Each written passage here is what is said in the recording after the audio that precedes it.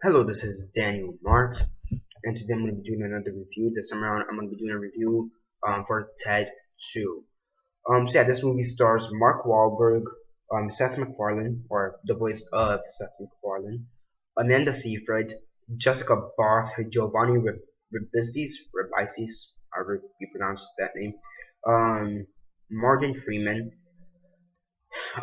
Patrick Warburton, Michael Dorn, and you have there's also a couple cameos in this movie. Um, three cameos, I believe. We have three cameos, I believe, in this movie. Um, yeah, you have one by Liam Neeson, which is hilarious.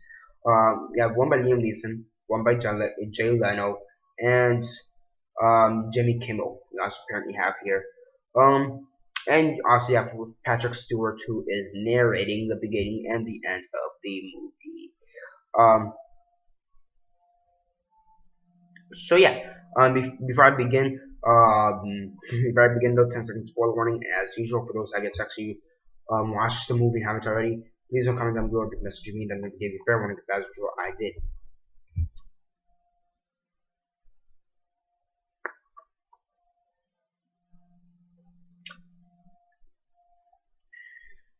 So 10 seconds are up. So for those that have yet to actually watch the movie and haven't already, please don't comment down below or be messaging me. That never gave you fair warning because as usual I did. So yeah, as usual, quick synopsis, likes and dislikes, and then the rate. So basically, Ted 2, basically, Ted wants to have a baby.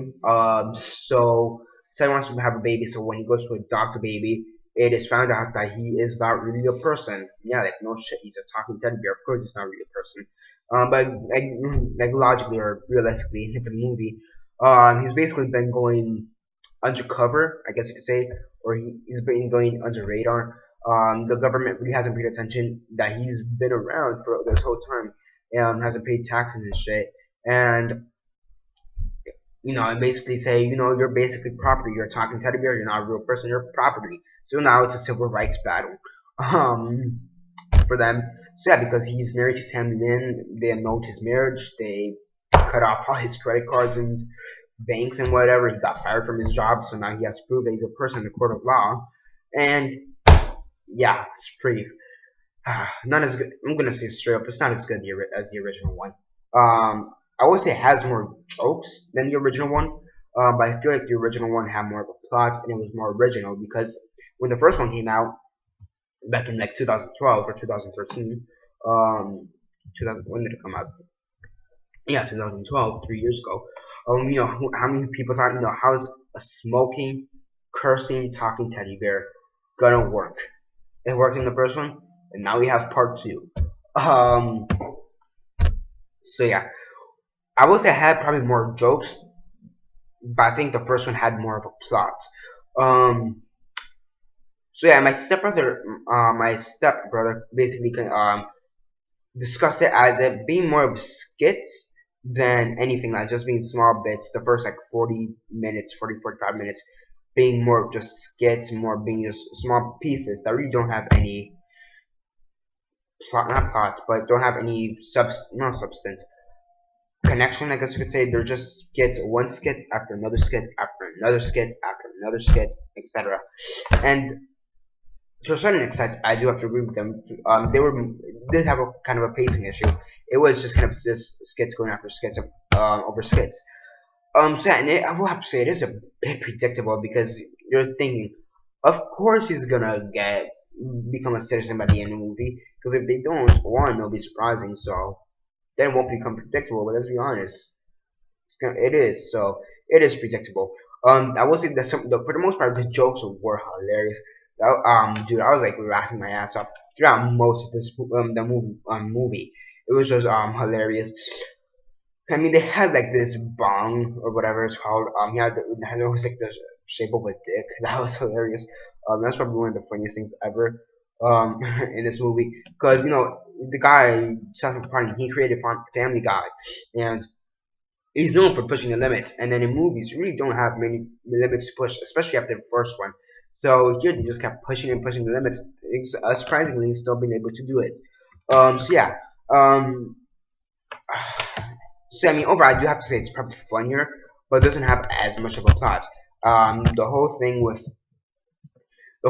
with him trying to become a citizen, yeah, that was pretty good. That was actually pretty funny. There's some pretty funny scenes with that.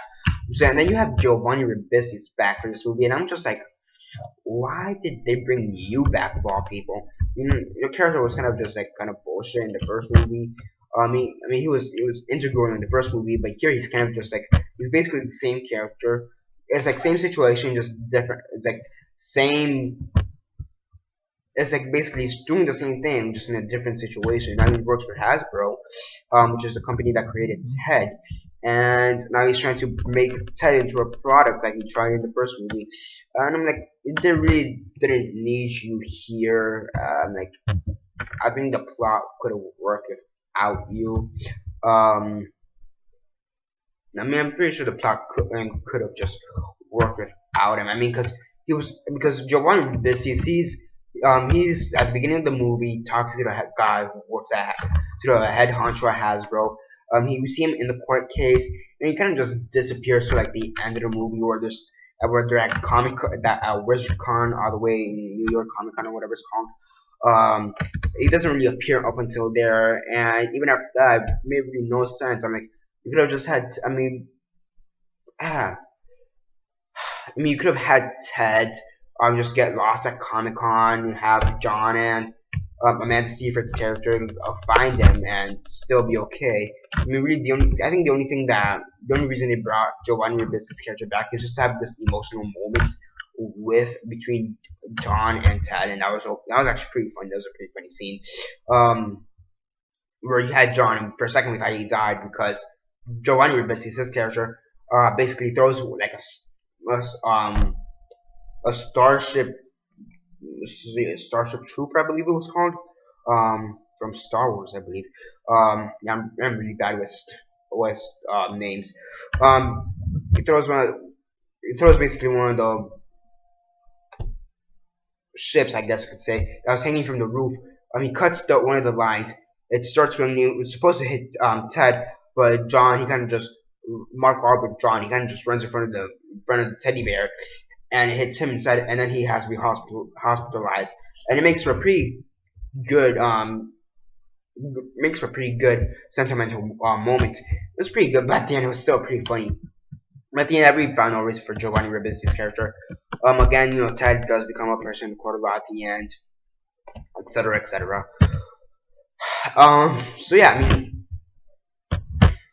yeah. And Amanda Seyfried, she was actually pretty good in the movie.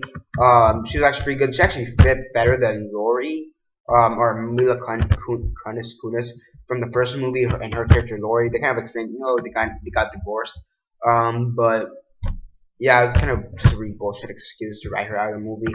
Apparently, they didn't bring her back because Mila Kunis was pregnant. So okay, whatever.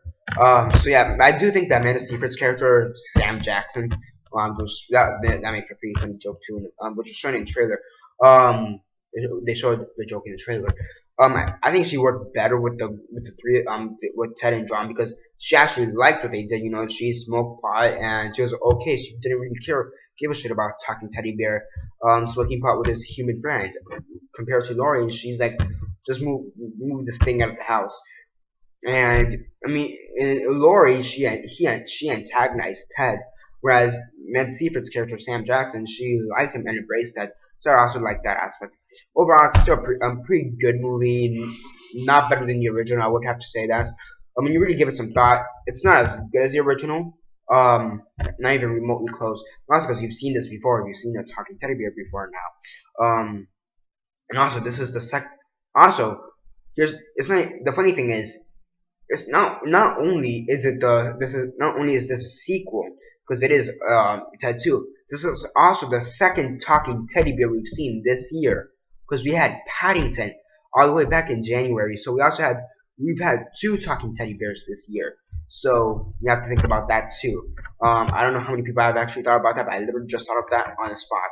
So it's not even, let alone not even being the second teddy bear in the series. It's not even the second teddy bear this year. It's not even the first teddy bear.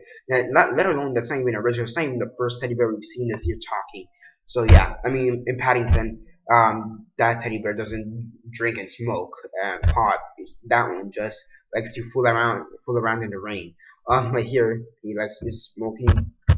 It's a pot smoking teddy bear. So yeah, on a scale of 1 to 10, 1 being the worst, 10 being the best, and 6 being decent, I'd give this a 7 out of 10. Pretty good movie. And yeah, good as the original? I don't think so.